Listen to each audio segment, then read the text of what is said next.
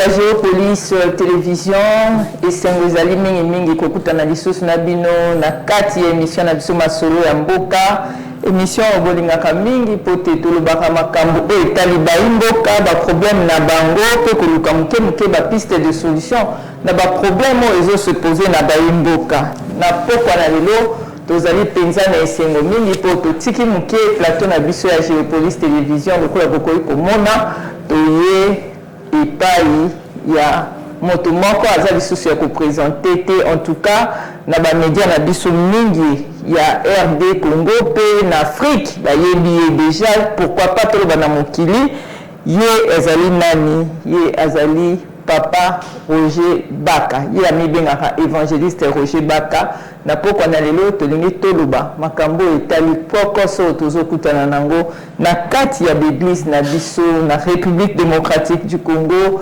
église elingaki ezala esika oyo wapi bato balingaki kokima po te bazwa basolution na baproblème na bango me kasi lelo tozomona ete église ekomi esika ya baskandale ya minene église ekomi esika ya kopanza mabota ya bato église ekomi na makambo songolo pakala oyo ezali malamu mingi te yango lelo tomeki tosolola moke qu'est-ce que l'état congolais il faut asala par rapport ya makambo nyonso ezoleka na kati ya l'église est-ce que l'état il faut intervenir mpona koluka kimia na kati ya mboka to mpe il faut baye église baluka bango moko solution na makambo oyo ezobima na kati na l'église na biso pokwa na lelo lokola na lobi toza na évangéliste Roger Baka na pesi yo mbote mingi pe merci mingi na ndenge oyambi biso na kati ya plateau na ye ya télévision na ye merci mingi eza mbala liboso topesi yo mbote mingi pe boye bolamu na émission na biso masolo ya mboka. Merci beaucoup maman Gisèle dans le cognon sur la Géopolis na pesi bino mbote na kombo na Yesu Masia na pesi yo matondi ndenge permettre pour la première fois na kutana na yo pe sous lelo to lebela likambo ya émission na biso vraiment que Dieu soit loué na azala sengomingi parce que c'est toute la première fois na yambi wawa na kati ya chaîne na biso alors na lobaka toujours comme je le disais avant na la nami babe na le moindre. Pourquoi? Parce que moi je suis le prolongement, il y a le Boko, il y a apôtre Paul. Paul na hébreu il a ici le sans valeur, le moindre. Mais en général, parce que il y a une parole prophétique aux atas reliée à Moana le moindre. Il y a une parole prophétique. Et la parole prophétique est dans Isaïe 61 et plutôt Isaïe chapitre 60. Le verset 21 à 22. Pourquoi on a mis moindre? On a mis moindre parce que dans Isaïe 60, le verset 21 à 22, Bible le dit. Il n'y aura que des justes parmi mon peuple. Ils posséderont à toujours le pays. C'est le rejetant que j'ai planté, l'œuvre de mes mains. Le plus petit deviendra un millier. Et le moindre, une nation puissante. Moi, l'Éternel, j'ai atterré ces choses à leur temps. Voilà le message qui est lié à la Combo Malamibengaka. Il fut un moment donné, la valeur est tellement renversée dans l'église que certaines personnes se sentaient intouchables même s'ils allaient au-delà de ce que la Bible dit. Mais Dieu a permis, même à Mukandana, c'est l'œuvre de moment que j'ai planté. A suscité exactement. Parce que ce qui était, dans ma camona lobaka, dans mon sala na salaka, dans ma défi, dans ma vérité frontale na bimisaka, mbaye mbele basi batianga na malili na kufa, mbaye mbele si babete masasi na kufa, le poison bataki na sina kufa. Donc si je subsiste, c'est parce que j'étais planté par la main de l'Éternel. Batumsu balobi au sataka na bayi église papa o église pour Lucabès pour yebi que son alobeli mutu te bakotanga et puis bakoyebanga. C'est d'abord faux. Pourquoi? Parce que premièrement, ceux qui peuvent accueillir bana na yebana qui na film nigérien koleka sikolo. Tant naza na RTAE, tant nazo interpréter film nigérien ataka mutu te. Bato bazikisa banzongo na moto. Bato bakima bakomine bakela komine musubu na suite ya film. Bato ezana bato tokuta na bali ke na kima ka classe pour la film. C'est-à-dire que ce n'est vraiment pas ça. J'ai une catégorie de gens qui sont sceptiques parce que vraiment un nouveau vent, une nouvelle génération vient. Toujours il suffit qu'à ça les camions ko ba rozongo ba baby siango pour la pesango ba baby ça va tout ndambo. Moi je ne cherche pas de succès. Et d'ailleurs ceux qui prennent un succès, qu'est-ce qu'on a gagné avec le succès? Tous amis, tous sommes gagnés le succès. Il y a pour le cas celui qui a fait un succès. Nous avons 80 000 places. Il y a stade de martyrs. Bana basi batonda. On va passer nous comme local on a succès. On va le temps un succès. Mais si on a il faut savoir laisser la place à d'autres. Mais de la même façon qu'on appelle le attendre le binanga. Dans le zone que sika na simana bango. Sans que zaki yango. Bon donc na bana na film nigérien. On va mettre ma solo na bango te. Na za ko interpréter ka film. Donc ce n'est pas une raison. La mission est dans Acte 26, 16 à 17. Ésaïe chapitre 60, le verset 1 à 3. Deux missions Nzamba pesa. Après ça, nous sommes retournés, nous sommes Nzamba pesa yo. Il y a un Congo, chacun veut fabriquer son ministère. On ne fabrique pas le ministère. Bon, évangéliste, n'a tout non question. Acte 26 et 16. Bible le livre, oui. On a un message à Paul à son époque pour m'identifier à la mission. Parce que sous le soleil, il y a de nouveau. Alors il voit. Je te fais sortir du milieu de ces peuples vers qui je te renvoie. Afin que tu leur fasses sortir des ténèbres à la lumière. De la puissance de Satan à la puissance de Dieu. Afin qu'ils reçoivent le pardon des péchés et la bénédiction que moi, l'Éternel, j'ai donnée à tous les sanctifiés. À compléter, on a Ésaïe 61 à 2. Lève-toi, sois éclairé car ta lumière arrive et la gloire de l'Éternel est sur toi. Voici les ténèbres couvrent la terre et l'obscurité couvre le peuple. Mais sur toi, sa lumière apparaît. Le peuple marcheront à la clarté de tes rayons.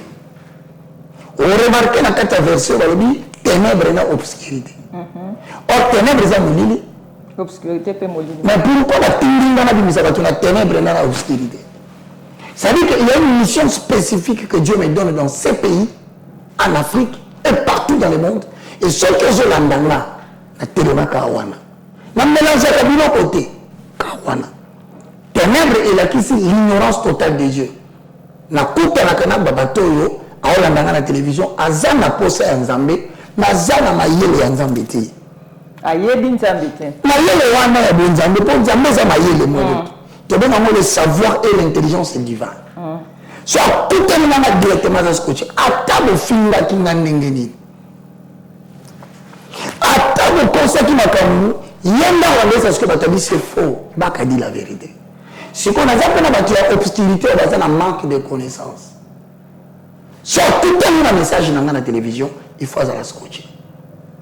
Avec tous ces deux mots, je me suis levé dans le pays cité par Dieu. Maman, Zana Ebisao. Batouba Linda Kinda, la film Nigeria, c'était sans intérêt. Intérêt que tout le battait, sans division. J'avais une masse de gens qui m'aimaient. Mais lorsque Dieu me donne cette mission de restaurer les valeurs spirituelles, de dénoncer les antivaleurs pour pouvoir préserver l'église, Namakambo Bando Monalelo. On dit la bande que le bas, elle ne va pas passer, à Zaka Jalou. Avant de nous faire un peu de bombe de bosser. Donc, on a battu un prophète. Aux prophètes, aux prédicateurs, aux évangélistes. C'est là où je dis, Moutou na Moutou. Le lenga zo yoki langa na olobela. Ndazo pesa nga kombo oya comprendre que ça attaché la mission wana. Il y a de ceux qui estiment que je suis un prophète parce que biloko na lobby nanza meninga inspira kanga na lobaka makambo yambo esalema mais esalemaka. Wana lobby non, il prédit l'avenir. Il peut commettre une erreur au lieu de dire naza montazo prédire alors que c'est un prophète. Mais ça la musu so mona que naza sentinelle. Moussa na ngezali sonner de la trompette. Pour que la moussa va balali na kata pongi. C'est un bon enseignant. Quand il se met à expliquer les vérités fondamentales du christianisme, vous sentez un docteur, un enseignant en train de parler. Non, non, mais je dis aux gens, donc, là, ta casquette, quelle que soit la diversité, acte 26 et 16 définit mon appel. Je suis un évangéliste. Mais maintenant, quand il y a commission, il y a temps de la fin, nazanga mon côté. Naza classé dans la catégorie les ouvriers de la dernière heure qui ont pour mission de rétablir l'ordre dans la maison de l'Éternel, de combattre les prophètes de Baal et de préparer l'église à la rencontre de l'époux. Voilà nazanga mon côté. Bamusuba na poto na babimité. Bamusuba na Afrique, basi na mibali na babimité. Misuba na RDC na babimité. Mais là, nous avons la précurseur, il y a bateau pour restaurer les valeurs spirituelles ou les valeurs christiques. Bateau pour télé la prophète de Baal, où on a béni sa réputation il y a l'église du Christ. Voilà un peu comment je me définis. Papa, Nayoki Okoloba, vous avez une mission. Il y a qu'on restaurer l'église, qu'on restaurer le prophète à Baal, qu'on mema peuple de Dieu vers l'époux, à la rencontre de l'époux. Donc, au lobby, Nathan et à fin. Nakoye kotuna, ngonga nini otozo lekisa, nakati l'église, ngonga ezani. Nous avons traversé nakati l'église une période très importante. La première, ils ont touché d'abord Basali Nzambe. Voilà une photo clarifiée en 1 Samuel chapitre 3. D'abord, l'église. Non seulement il y a Kinshasa, parce que l'église n'est pas le bâtiment. Il faut expliquer à tout bien. Pour pas qu'on a battu, l'église est allée le dimanche, mais comme on a une église. C'est faux. Dans Matthieu 16, 17, 18, 19, Jésus a dit à Simon, tu es Simon, moi je t'appelle le roc. Sur toi, je bâtirai mon église. Donc, dans Matthieu 28 et 18, et compléter le message de Matthieu 16, 17, et il dit, allez partout dans le monde, faites de toutes les nations mes disciples. C'est-à-dire que bâtir la révélation sur l'homme, c'est faire de l'homme le disciple de Jésus. Sa conduite sera calquée selon les modèles qui a été envoyé à Christ. Son enseignement sera l'enseignement de la personne qui parlera demain. Il est le porte-parole de Dieu, il est le messager de Dieu, mais il n'ajoute rien. Il ne retranche rien. Dans ce cadre-là, on comprend que l'Église est à mon tour en accord avec Ephésiens 2, le verset 19, 20 et 21. Vous avez été édifiés sur le fondement des apôtres et des prophètes, Jésus-Christ étant la pierre angulaire. En Jésus, vous êtes construits pour être une habitation de Dieu en esprit. Donc, tant que sur toi, j'ai bâti mon Église, Bible Zoloba, autrement, selon Ephésiens 2, donc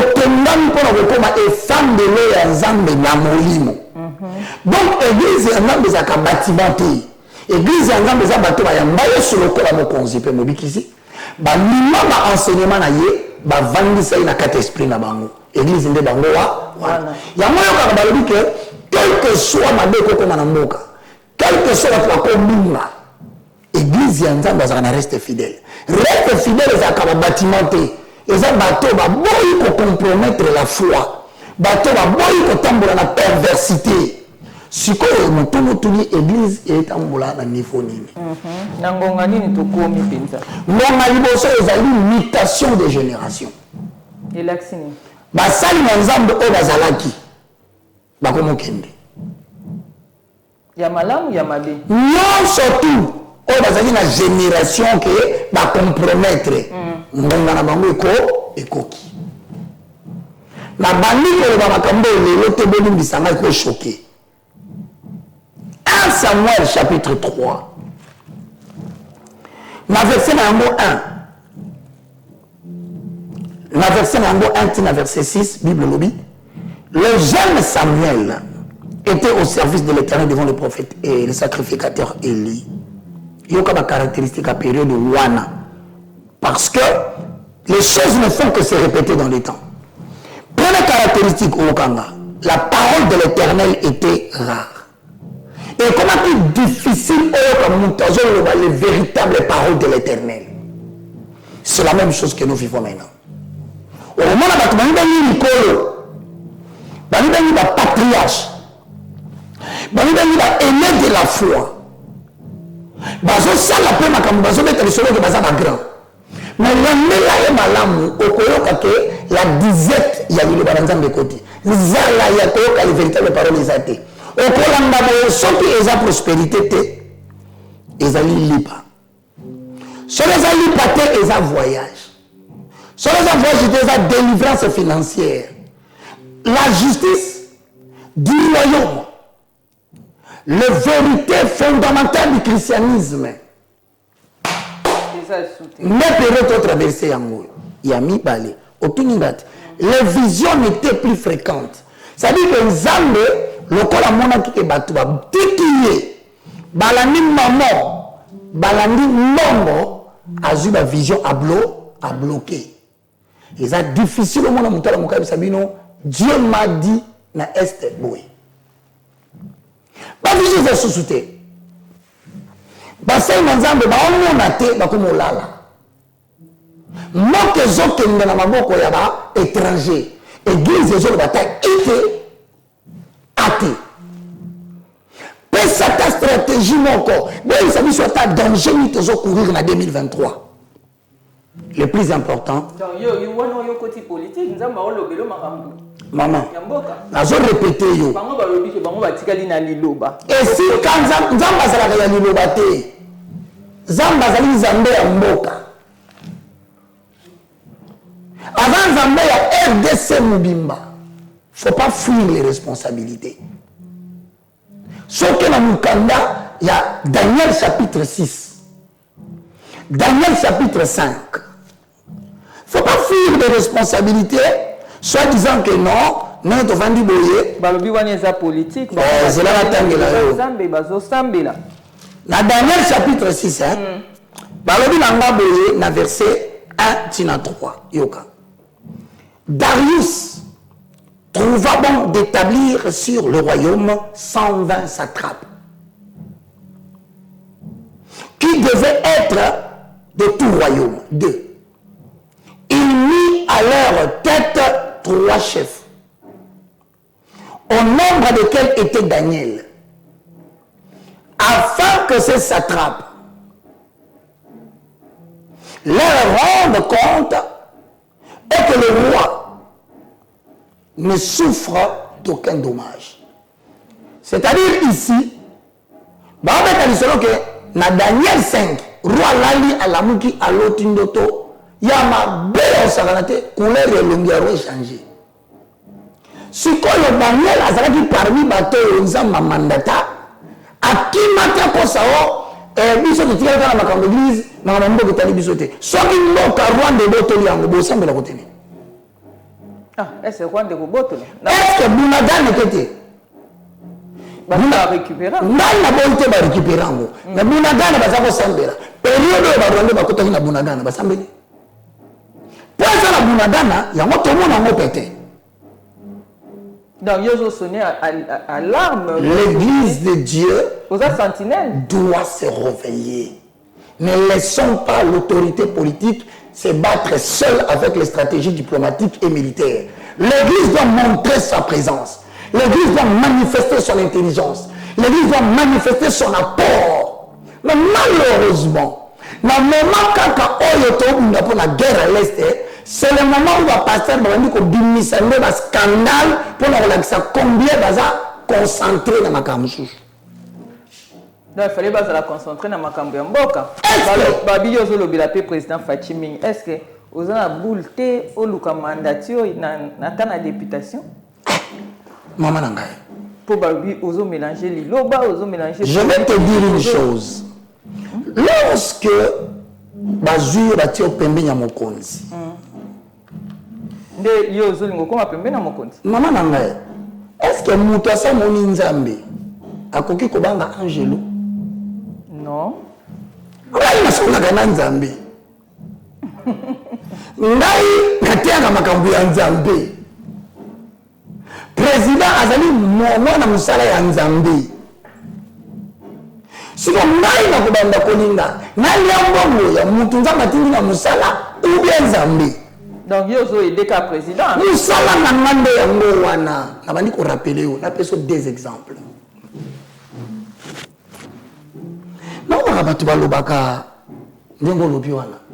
Roger Baka alobelaka président mingi. Mais nalobaka ni. Qu'est-ce que je n'ai pas dit dans ce pays? Humblement parlant. Natangela yo. Daniel chapitre 5. Na verset na yango 10 na suki na 13. La reine, à cause du parole du roi et des grands, entra dans la salle du festin. Et puis ainsi la parole dit: ô roi, vis éternellement. Que tes pensées ne se troublent pas et que ton visage ne change pas de couleur. Reine n'a pas courage, Wana. Oui, Pani. Roi comme ministre, comme rouge. Oui, Pani. T'as bien que ça va rediriger un bouquet. Moi, si il y a roi, Moutazo, il s'est dit: oh roi. Abandelia. Oh, le discours, moi, c'est un point. Rapidement, papa, Roger Pongo. Oh roi, vis éternellement. Que tes pensées ne se troublent pas et que ton visage ne change pas de couleur. Et nous, les personnes qui dirigent au Kobeta, 30 jours, on a troublé parce que ma cambozo bakisama siriko bakisama.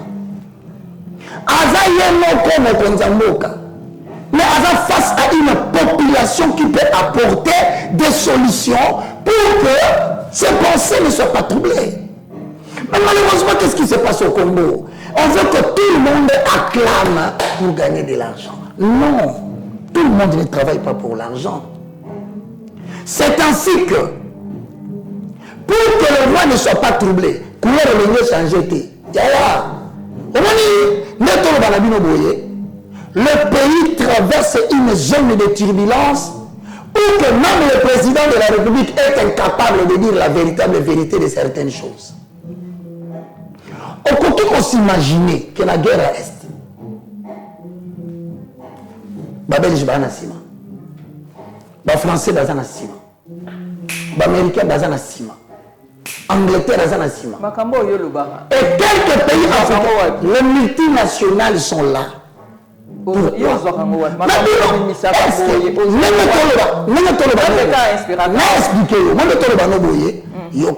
Daniel 11, Daniel 5, 12, Yoka. Il y a un homme qui s'appelle Belshazzar, Daniel, nommé Belshazzar. Il a un esprit supérieur. Voilà la définition d'un homme d'esprit. Il a de la science et de l'intelligence. Il a la faculté d'interpréter les songes, d'expliquer les énigmes et de résoudre des questions difficiles. Que Daniel soit donc appelé et il donnera l'explication. 13. Alors Daniel fut introduit devant le roi. Le roi prit la parole et dit à Daniel: est-ce toi, Daniel, l'un des captifs de Juda, que le roi mon père a amené à Juda?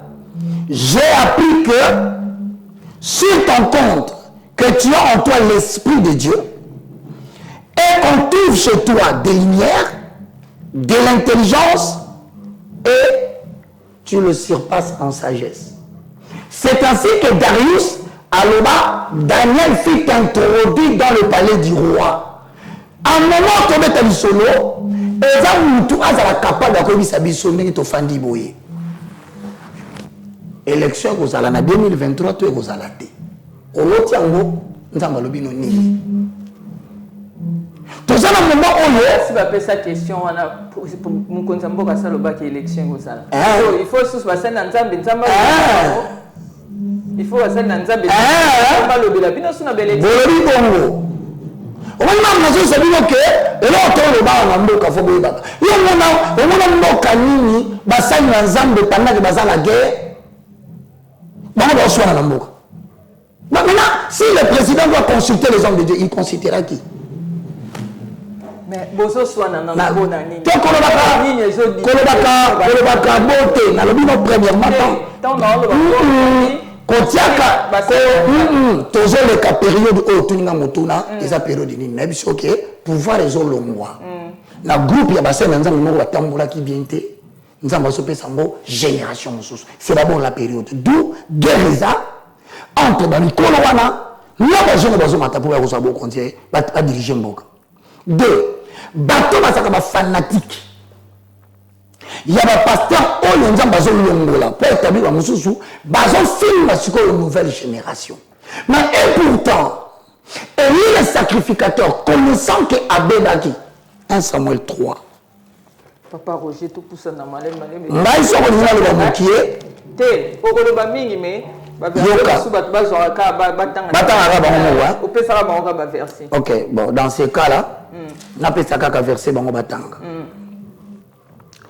Dans 1 Samuel chapitre 3, Bible zo ba ke Nzambe ayebisi Élie. Banana yo bazako se comporter de manière perverse. Donc perversité écoute na kata makamwa Nzambe. Bimisa mutakalo ni libanda eza problème te. Pasteur moko ya ko justifier yo. Alors l'erreur est humaine. Bazosenga pardon. Bimana bana basi la kisa mutakalo ni libanda, senga no pardon makamwa ngole et ole. Ba yo vanda kanye 3 mois. YouTube la ka ndengwana. WhatsApp za ka ndengwana. Et pire même, au lieu d'encourager les gens qui s'efforcent matin, midi, soir, d'interroger la nuit pour demander à Dieu que dit-il de la nuit, que dit-il de l'avenir de la RDC. Ce qu'on a, Batouana va vous encourager à continuer. Te le mouana. Te continue à niveau de pasteur Bazar, bango ko banga nzambe te, bakomi ko se comporter de manière perverse, qu'on soit en public, qu'on engrosse basi en public, donc dans la communion, la crainte de Dieu. Maintenant, il faut qu'on dise au style. On m'a dit pourquoi il faut combattre les prophètes de Baal parce que tout ça, guerre, il y a des adorateurs. Il y a mbongo, il y a mituka. Il y a des richesses, il y a recruter des jeunes, il y a pesi bango pour intimider les jeunes mususu que ceux qui vont nous entendre solo, boya côté na biso. Nous côté kuna magie ezali. Voir le pasteur Sonia Kafuta na Max Menga ndinga bisaki batuke kindoki côté na carte église naïté. Sikoyo, à quel moment nous sommes? Nous sommes au moment où les chrétiens ne doivent pas être distraits par l'internet. Car le diable veut semer la distraction à carte internet.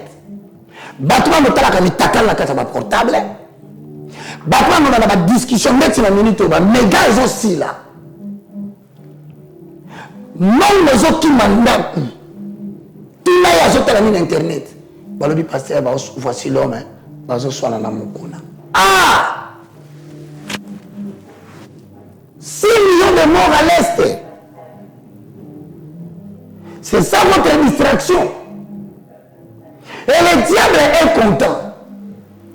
Atiaka nongola po batubala la pongi va se concentrer sur les affaires nécessaires et importantes à Mbokate. Au cours de ce plan, le Satan utilisé comme une distraction pour toutes les nations. Au Lamgana Tongo, passer à Durban à Longwe. Au Lamgana Tongo, passer à Bumbashi à Longwe. Au coup de passer, voici le va répondre Bango. Au Témou qu'on appelle. Mais bien me mettre dans le Seigneur. Est-ce que vous savez que nous sommes en guerre? Quelle distraction? Au moment où nous avons nécessité, remarquez ce en vague. Au moment où vous avez invité l'ennemi. Oh Zawadi. Oh Eliane. Donc toujours progresser de distraction en distraction, mais est-ce que vous avez Colomo Tantalit est Zokende. Iranium est Zokende. L'élection, moi je comprends plus. Opposant, lui on va voter. On se la caca, celui qui va poli, nous sommes au Gagnac. Bato baza le pouvoir, bango bazo ko moyen, bato double mandat. Donc c'est-à-dire que personne ne pense à la population et au peuple de Dieu. Si je dis personne, je ne dis pas que c'est ça moko. Bato musume bazali, bazana souci tout ça na yango. Donc l'État faut intervenir face à ce scandale les en église. L'État faut porter quand même makamusus. Na oui, monsieur le mon quoi. Les Américains balubaka, il ne faut pas demander à l'État ce qu'il doit faire pour vous. Mais demandez-vous qu'est-ce que vous allez faire pour votre gouvernement. Moi, je vais t'informer une chose. J'aime beaucoup le président. Je l'aime beaucoup. Pas l'amour en tant qu'affection parce que sa femme lui en donne autant. Mais en tant que quelqu'un, oui, tout ça va courager. Tu me permets de dire la vérité. Loba, ils ont engagé la vérité. Parce que nous, sommes engagés.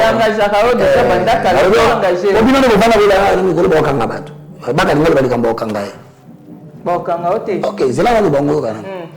Maman n'a pas tomate tout quitté. L'amboko. Là, ça dit ma casse. Il y a un pouvoir dans ma boca Kabila par force.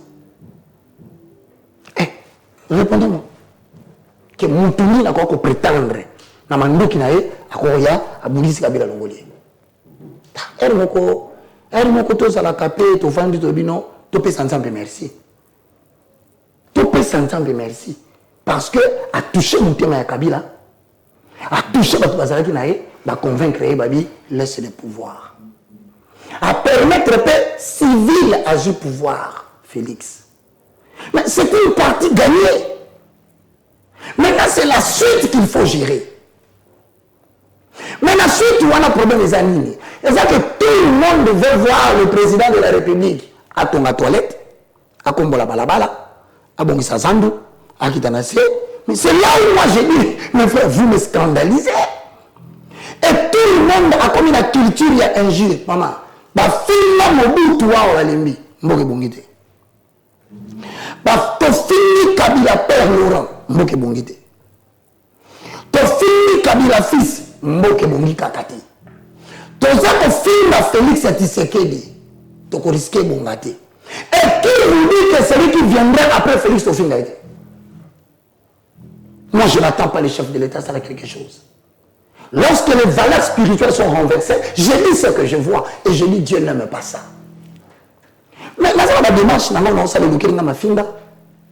Mais au lobby valeur spirituelle, c'est que pour Namboke Zong, c'est qu'il faut que Zong cette tendance, il y a la valeur spirituelle. La première des choses, la première des choses, parce que tu veux qu'on en parle, je parle tout droit. Avec, moi, je toujours prendre des références bibliques. Au moins, Mukanda a 2 Chroniques, 2 Rois, chapitre 20, le verset 3, Ézéchias a tombé qui est malade. Mais maintenant, il a raté malade et Ézéchias est au Tagiwabi. Ézéchias était un roi et Dieu avait aimé. Il avait établi. Et maintenant, Ézéchias est tombé malade dans Ngakoufa. Mais malade, il est au Tagiwabi. Il y a Liboso. Tant que Ézéchias a commis roi, le sacrificateur, il y a un autre Mbambeka. Qui n'a pas le royal. Détournement de la main d'œuvre spirituelle. C'est une infraction. En droit. Mais nous avons autant.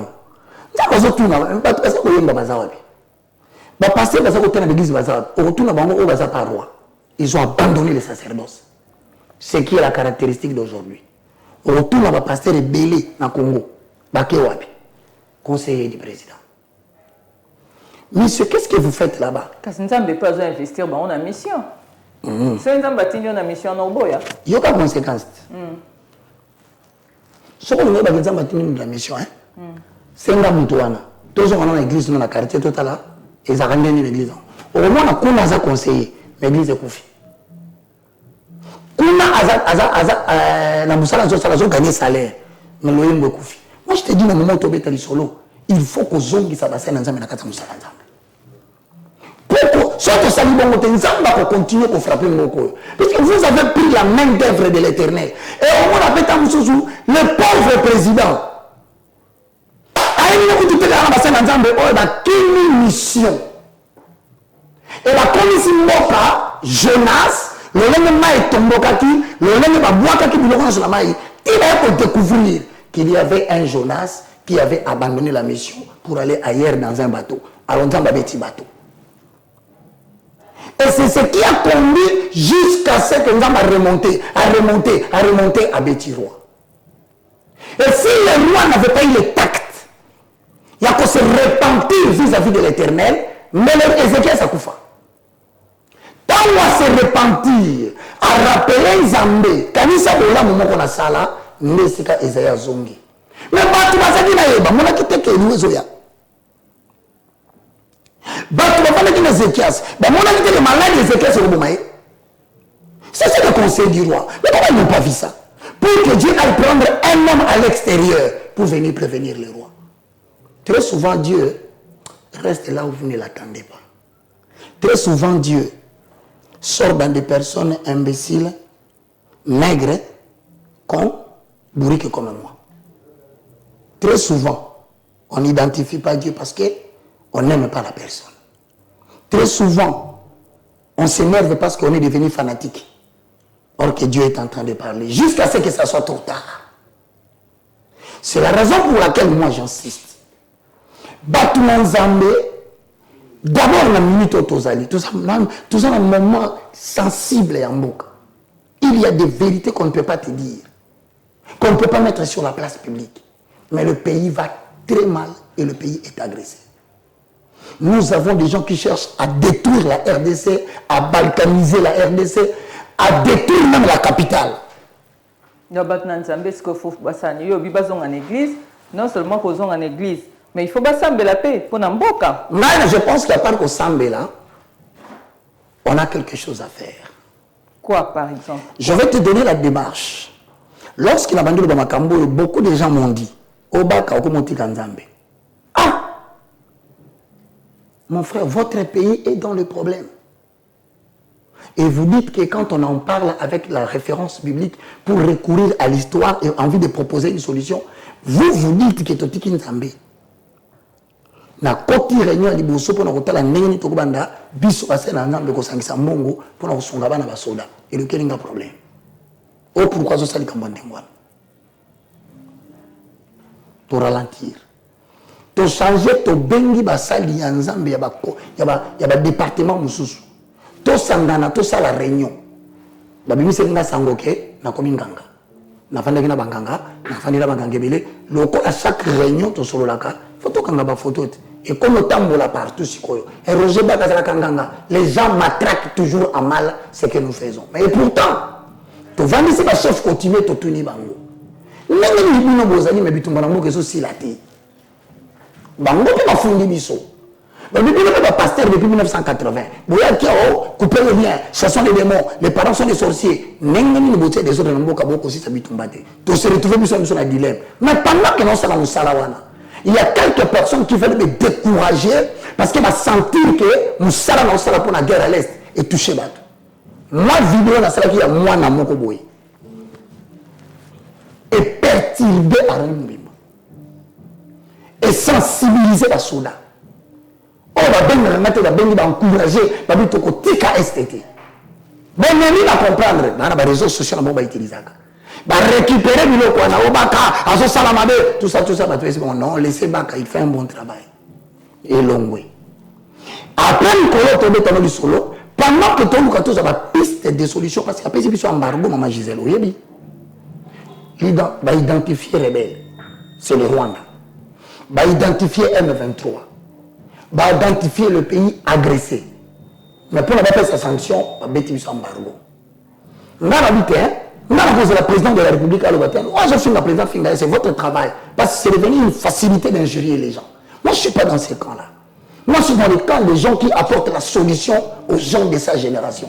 Elle est la présidente Moningate. Elle est moi sur la Moningate. Naïbi Moussala na Salaka, Naïbi Ona Sala, pour me recommencer Kezali, Naïbi Skani na Kota, pour la Lobapo et Kende Liboso.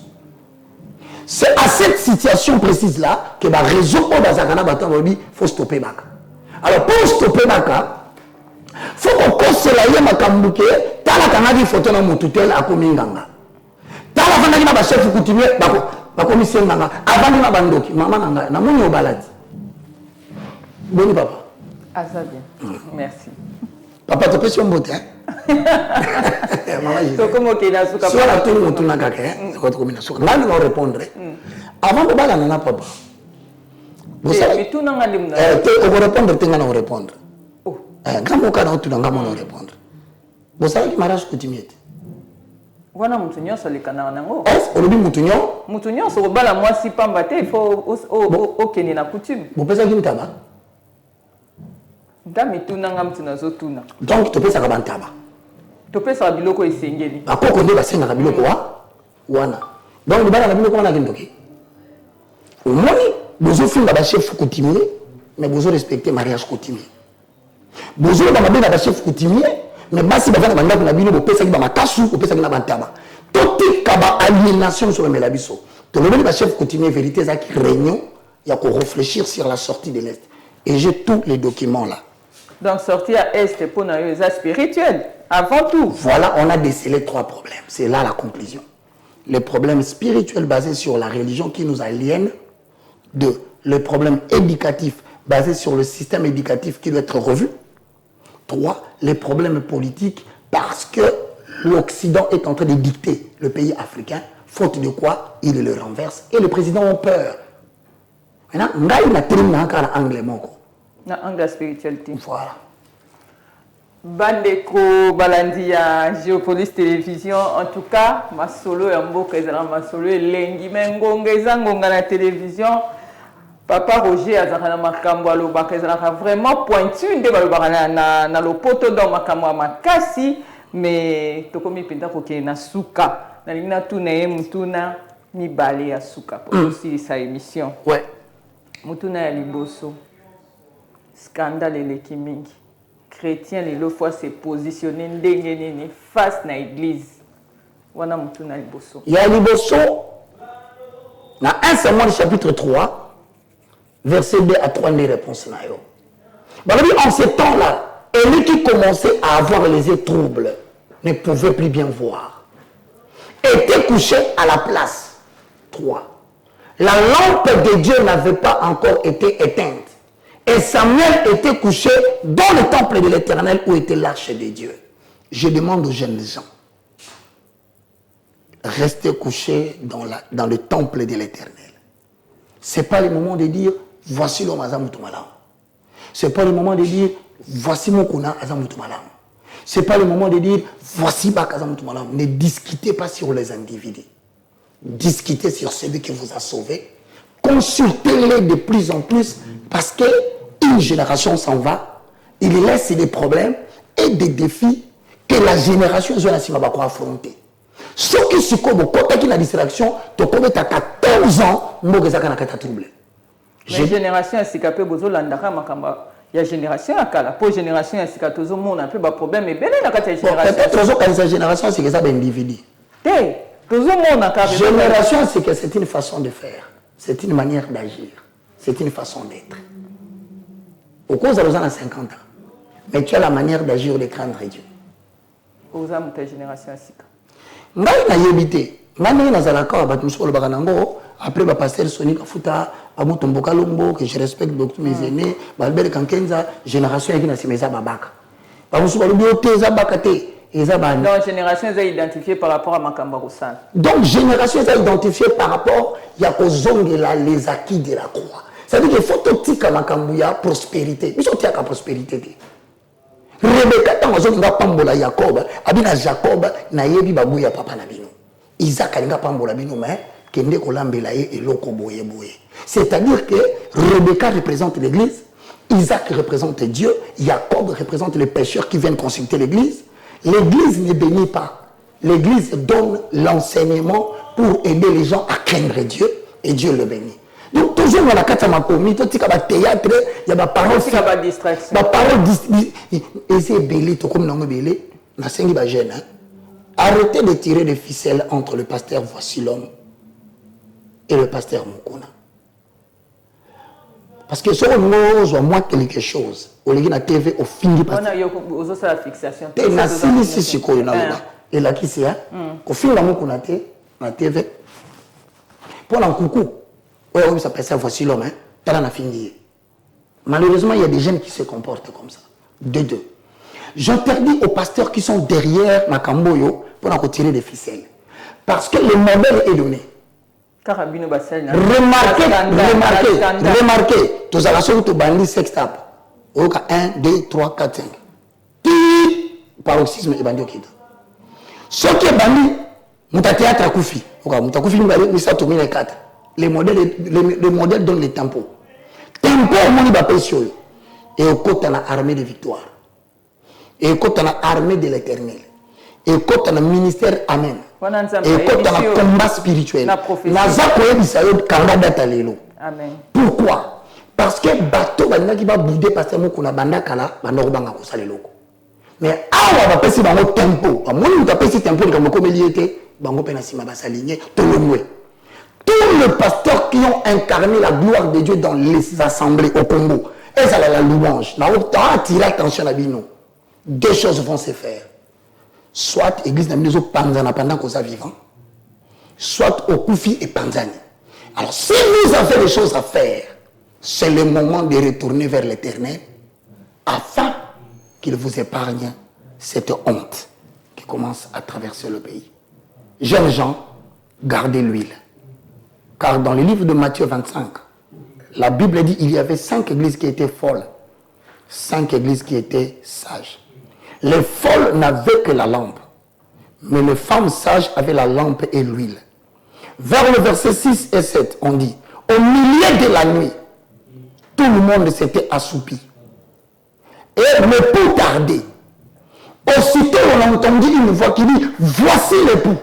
Ceux qui avaient des lampes, les lampes étaient éteintes. Ils voulaient demander aux femmes sages, donnez-nous de vos huiles. Bien aimé, on ne partage pas l'huile comme de la blague. L'huile en Israël, on ne partage pas comme une blague.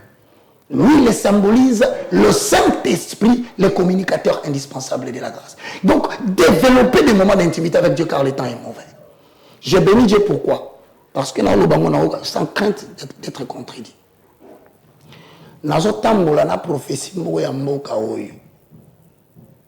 D'ici le 30 mars 2023, un grand événement va frapper la RDC. Naonu kalolengeni ni tobondela, to senga Zambi, asula biso, to kutana na batu ya message wana. Nenge to sunga kipe bao bazaki liboso en toute humilité. Ndeko nanga so na lobi mabe limbisa ngai. Soko mungu na makamna na zaki dire, limbisa ngeza façon nga lukanga après émission. Au moins to solo la cannabis bien. Mais ce que la Bible, c'est l'Esprit d'un Dieu qui descend pour me pousser à parler à sa place. Que Dieu vous bénisse. Namoni koloba esprit Nzambe ya solo ekite la kayopo to leki singonga. Merci. To sentir même pas que ngonga eleki. Merci mingi papa Roger. Merci maman Jésus. To zana ba question mususu na kanisa okangila biso porte te to zonga. Jamais za yo. To zonga to solo la pause aura toujours na un plus à quoi apporter. Non seulement na peuple ya Nzambe mais un plus ya quoi apporter na kati ya mboka na biso RDC Congo démocratique. Merci mingi na grande équipe o esunga kinga na poko na lelo équipe ya EV Baka télévision bangonde penza basuraki des mains de maître réalisation image nion surtout il y a émission à biso ya lelo. Merci papa Roger. Merci maman Jésus. Merci P na number 1 ya Géopolis ou asla biso vraiment confiance pour une émission au Masolo ya Mboka na benga kaye number 1 Albert William Kalengai. Merci beaucoup. Et je salue moi aussi monsieur Albert William Kalengai. C'est un modèle pour la presse congolaise. Voilà. Botika la malamu, ba question, ba suggestion, numéro est affiché. Bobenga biso bokomela biso, tokozanga te ko répondre. Ce qui peut ba question, ozongi la papa baka, tozonga lisusu. Merci et à très bientôt na Géopolis Télévision. Botika la malamu.